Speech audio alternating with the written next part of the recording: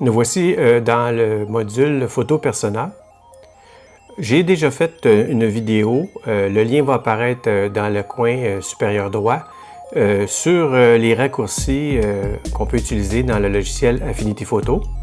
Maintenant, on va apprendre un peu comme les raccourcis par rapport aux outils du logiciel. Alors, pour commencer, on va venir ici dans la barre des menus, sélectionner l'outil pinceau. Normalement, lorsqu'on va faire le réglage des outils, on va en haut de l'interface ici pour régler la dureté en pourcentage, le flux, l'opacité et le diamètre de l'outil en tant que tel. Alors, les touches raccourcis clavier pour régler la grandeur du pinceau, c'est CTRL ALT. On clique sur le côté gauche de la souris, puis on fait glisser pour agrandir du côté droit la souris, et puis du côté gauche pour réduire notre pinceau, comme ça ici. Maintenant, on va venir choisir, toujours dans la barre des outils, l'outil pinceau de sélection. Cet outil nous permet de sélectionner une partie de la photo. Alors ici, je vais faire grossièrement une sélection de notre personnage. Et normalement, lorsque, par exemple, il manque une partie de sélection ou lorsqu'on a débordé, on va soit ajouter ici dans la barre des menus en haut ou soustraire la sélection. Mettons, on va cliquer sur soustraire. Alors, on va venir affiner notre sélection de cette façon-là. Alors, je vais vous montrer maintenant la touche raccourci. Alors, c'est simplement la touche Alt sur notre clavier qui va sélectionner en fait l'ajustement ajouter ou soustraire. Alors, ici, on est dans la fonction ajouter. On ajoute notre sélection. Si je déborde volontairement comme ça ici, je n'ai qu'à cliquer sur Alt et revenir faire l'ajustement en soustrayant ma sélection pour corriger la situation. Et on poursuit comme ça jusqu'à temps que notre sélection soit adéquate.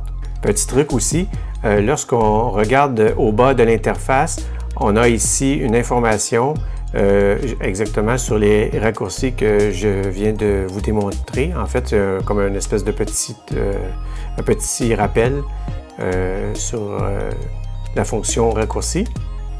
On va maintenant désélectionner notre sélection. On va retourner dans la barre des outils pour sélectionner encore une fois outil pinceau. Et maintenant, on va cliquer sur la touche Alt du clavier, puis on va cliquer sur le côté droit de la souris et on peut voir ici un genre de loupe qui nous permet en fait de venir sélectionner un échantillon de couleurs. Évidemment ici, c'est une photo en noir et blanc. Alors on va sélectionner, on va dire un ton de gris. Alors mettons si je viens sélectionner ici, c'est plus dans le noir là, mais peut-être la bande de terre ici. Et je relâche. On voit ici en haut à droite dans l'onglet échantillon qu'on vient sélectionner la couleur de notre choix. Je vais recommencer là. OK, on clique sur Alt et clic droit de la souris. Puis on va venir sélectionner les oies ici dans le blanc, comme ça. Et voilà, on a pas un blanc tout à fait, mais plus un gris pâle, là, si on veut. Alors, ça peut être utile dans le cas d'une sélection au niveau de l'échantillon de couleurs. Alors maintenant, on va voir un peu, lorsqu'on fait une sélection de couleurs comme ça, dans quelle application on peut faire dans nos traitements photos. Alors, toujours dans la barre des outils, on va sélectionner l'outil densité. En fait, cet outil-là nous permet de faire le fameux Dodge and Burn, en fait, éclaircir des zones ou les assombrir. Et puis, on va l'appliquer, par exemple, ici sur le manteau de la photographe pour voir l'effet que ça apporte. Alors, pour commencer, je vais appuyer sur CTRL ALT pour déterminer la grosseur de mon pinceau comme j'ai démontré tantôt, toujours en glissant vers la droite pour agrandir, puis vers la gauche pour réduire. Puis on va venir appliquer sur le manteau directement notre densité négative, si on veut, là, un peu pour éclaircir le noir du manteau, comme ça ici. Moi, je vais même grossir un petit peu encore le pinceau pour aller plus vite. Là, je le fais évidemment grossièrement, là. Alors, on voit immédiatement l'effet que ça apporte sur le noir du manteau. Normalement, si on n'utilise pas les raccourcis, on revient dans notre barre d'outils, puis on va venir sélectionner l'outil pinceau plus pour assombrir finalement le manteau.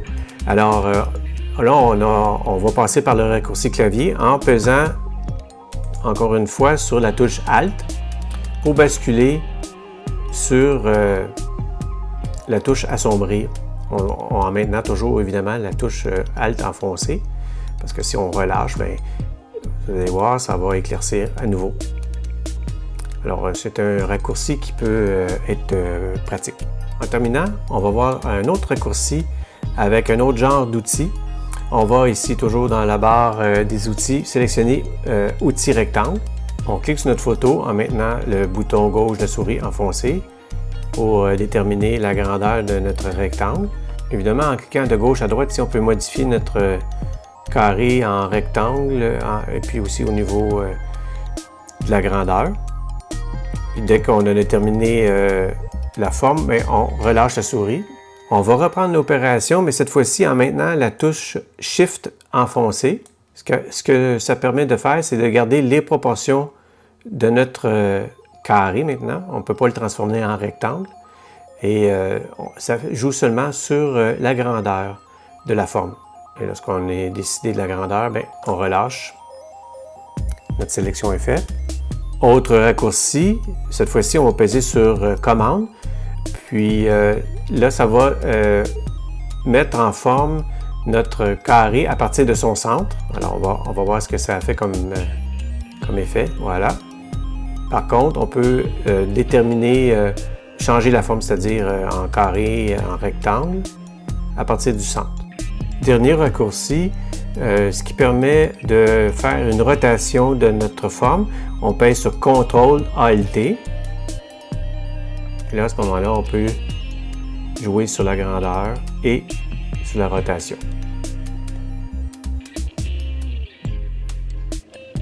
On relâche et notre forme est créée. Après coup, on peut venir cliquer sur la main pour déplacer l'ensemble ou seulement que la sélection.